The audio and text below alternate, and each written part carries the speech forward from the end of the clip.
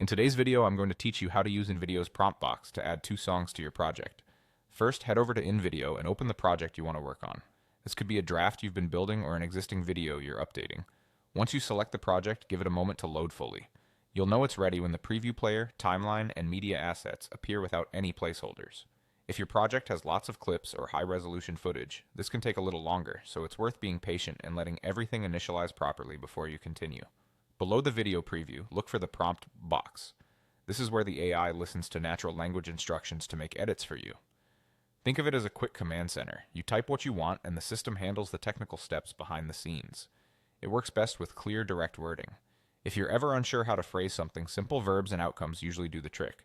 For this example, we're going to tell the AI to add music. Click into the prompt box and type the instruction exactly as you want it performed. Go ahead and write, add 2 songs. Keeping it short and precise helps the tool interpret your request cleanly. If you prefer a specific mood or energy in general, you can include that in your wording in other projects. But for now, we're focusing on the core instruction to add 2 songs. With your prompt typed in, find the Generate button and click it. This tells InVideo to process your request. You may see a short progress indicator as the system searches its music library and prepares the tracks for your timeline. While it's working, avoid navigating away or making other changes so the AI can complete the task without interruption. When generation finishes, your project will reflect the update.